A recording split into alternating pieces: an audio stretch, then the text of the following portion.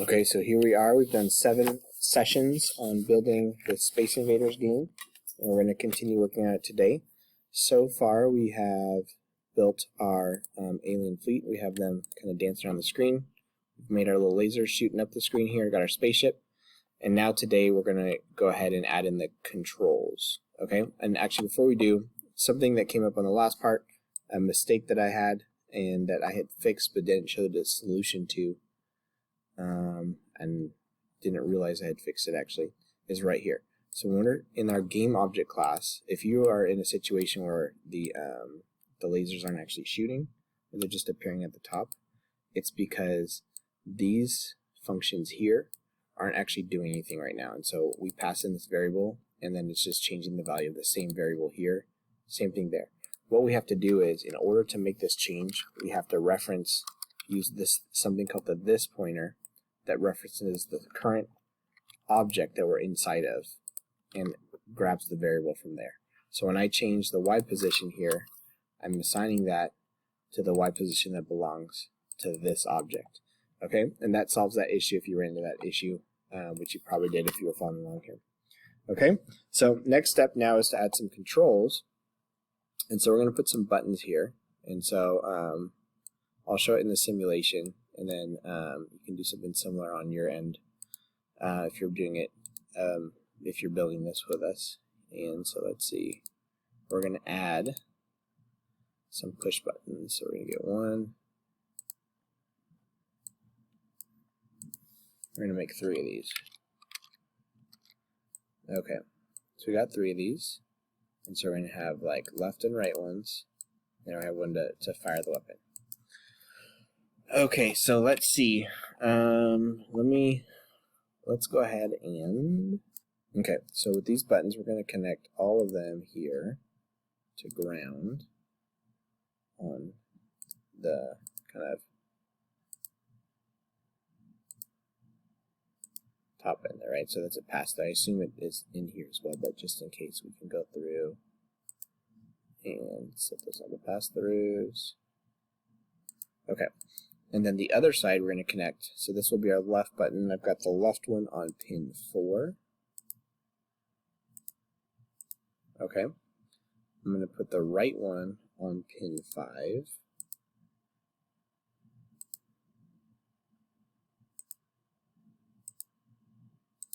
And then we're going to put the other one for firing the weapon on pin, got it on pin 2 here. Okay, and so now we have these 3 buttons, and now let's go ahead and include them into our game. Okay, so coming back to here, we're going to go to our main function, and we're going to define these, or we can set them as what is const int uint 8t, and we'll say a left button, and that was pin 4, and const uint 8t right button is 5, and const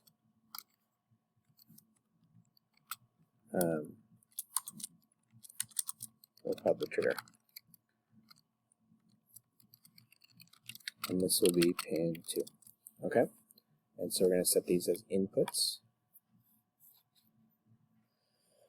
And we'll make a function. So we'll call void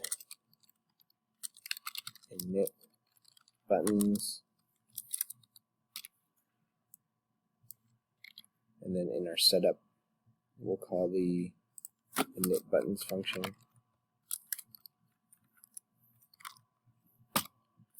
And then down here, we'll write the init buttons function. And we'll say pin mode, and then we have the left button. And we're going to set it as an input, and we're going to set it as a pull up. So we say input pull up, and so this way it will pull high when it's not being read. And pin mode right button. And put pull up. And then finally the trigger button. We'll set that as input pull up. Okay? And so now we're going to read all three. We've got all these buttons initialized. And now, coming back to our, so in our game loop, we have the move loop, the render loop, the sound loop, and we're going to put these in the control loop. So let's go to our control loop.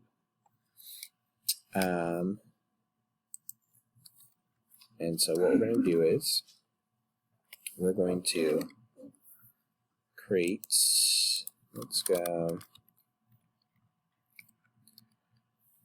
we'll say current move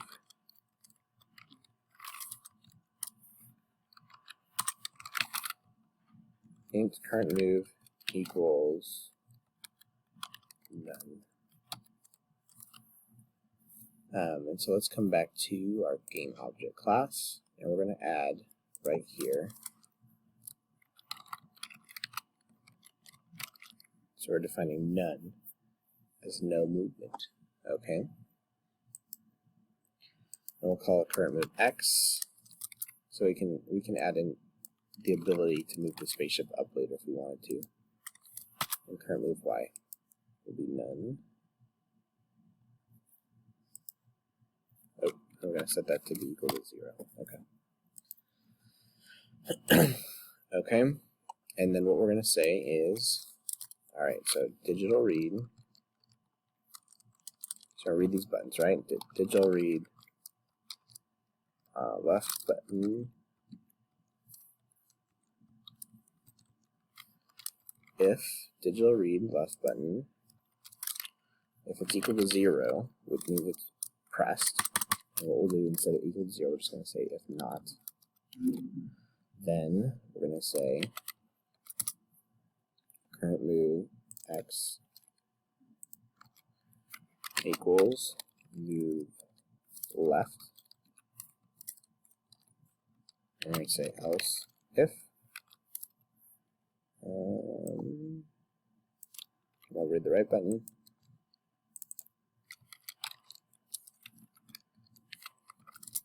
And then we're going to set our current move x to be move right.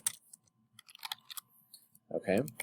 And then else, we'll set it to be none. Okay. And so that we're going to do that. And so we're going to take this current move x in our move loop, specifically in our move spaceship function. We're going to modify it to, when we say move horizontally, we're going to change it to be the current move x. And so if we've selected left or right, it's going to do that. Now what will happen here is that every time through our game loop, it's going to read the buttons in the control loop. But we only move so each of these have like a move timer, right? And so we're only going to update the position of it every certain amount of seconds. For the spaceship, it is every 100 milliseconds, and we could change that if we wanted to.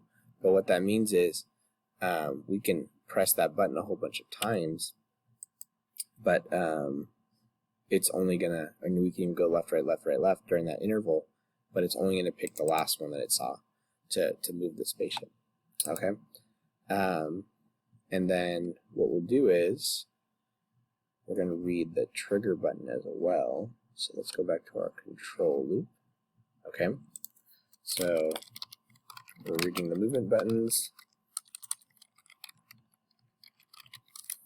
and then we're going to read the read trigger, and then we're going to say bool fire. Actually, we'll do it right here. Bool fire weapon equals false. And so we're going to say fire weapon equals, actually what we'll do is this. So the same thing where we're only updating this every 500 milliseconds or something. And so what we'll do is we're going to read that button,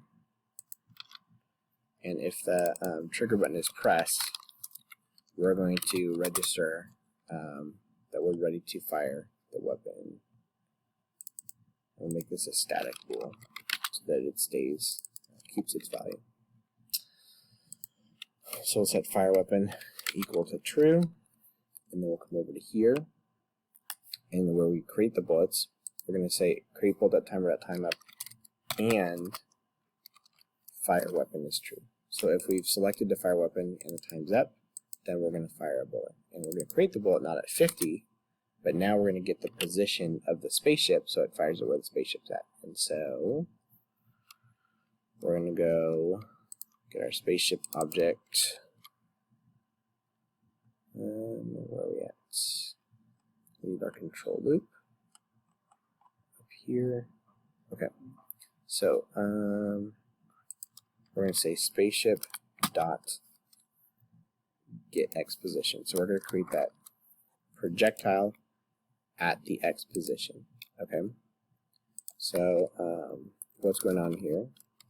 If the timer is up and the weapon is fired, create the bullet at the current spaceship position. Okay. And so now it'll make it there. Okay. And I think that's going to do everything that we want. So let's try this out. Okay, so here we have it. We can move our spaceship using our buttons, and then we can fire our weapon. Now you'll see that we have some issues with the firing of the weapon. First, I clicked it, and it never stops. Second, you can see that it's kind of like shooting it from the side instead of the middle. Now it might be kind of cool to be able to fire from the two sides there, right? If you wanted to like shoot two at a time or like alternate, that's something you could actually set up. It would be pretty neat. That's something we could do to kind of expand it later if we want to, but really what we want is just to fire it out of the center for now. So we want to fire it from the center, and we want to only fire one at a time. So let's go ahead and fix those things. So first of all, in our function here, we need to reset this. So we need to set this back to false, right? To indicate that we registered the weapon fire. Okay? So we registered that, and then here, we need to, when we create the bullet, we need to add to it the spaceship width divided by 2.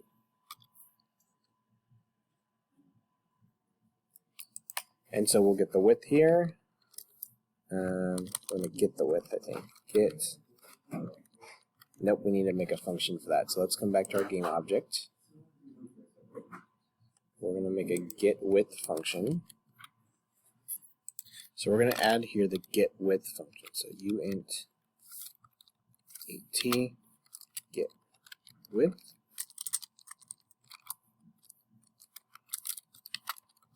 And we're going to return the width. And that way we can figure out how wide the spaceship is. And so we're saying get width here. And then we're going to divide that by 2. So it puts it in the middle.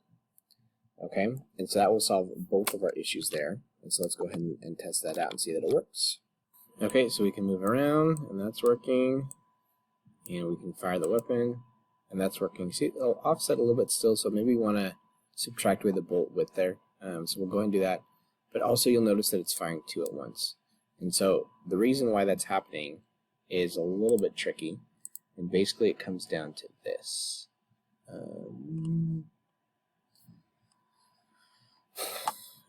Let's see where we're at. We're right here. Okay. So what's happening is when we're waiting here, this prevents us from this timer right here prevents us from firing multiple bullets right after each other. And but the problem is this: if we when we press the trigger button and the fire weapons option is set to true, and this is automatically is true as well. We don't instantly let go of that button, and so we're registering 2 presses right in a row. And so what we need to do is we need to make a second timer so that this button is disabled for maybe trying to think how long we want to disable for a little bit until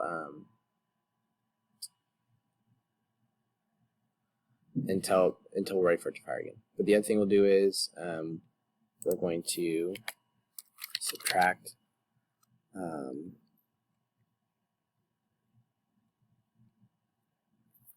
the width of the bullet, so minus bullets 0. So just get the first one, dot get width divided by 2. So we're going to move it to the middle of the spaceship and then offset it by the middle of the bullet there.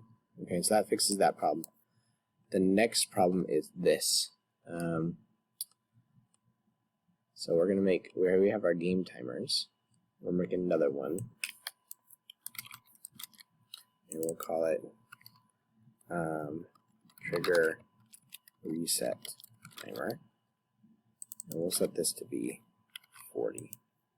We'll start at 100. We'll see how we need to change it. Okay? And then what we'll do here in our control loop is when we read the button, we'll say trigger reset timer dot time up. So if that timer has, if 100 milliseconds have passed, we can register a new trigger pull.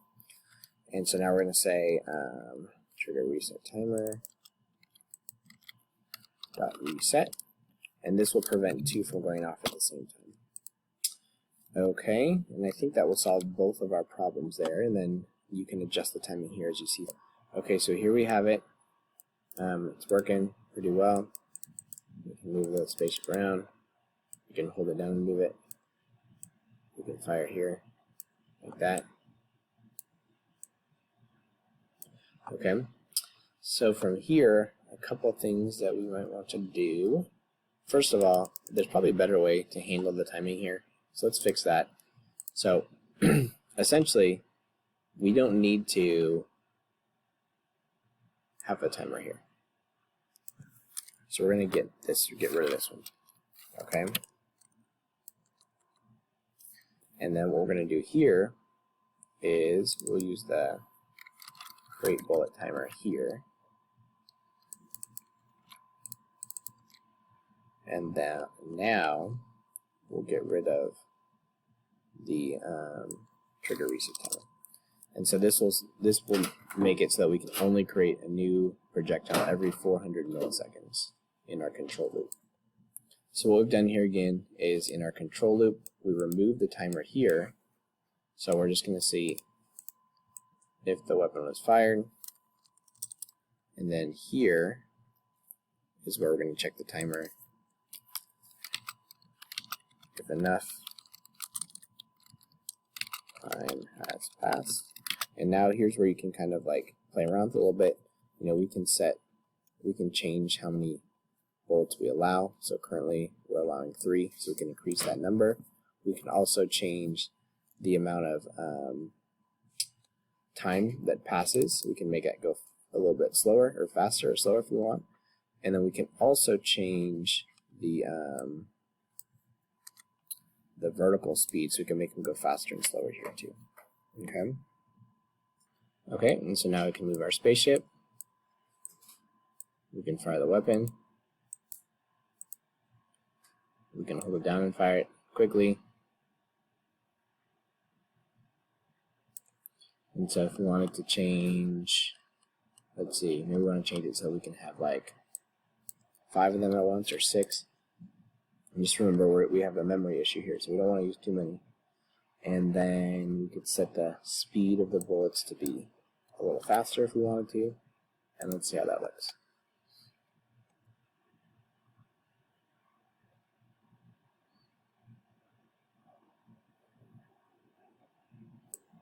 So I can hold down, they go a little faster, right?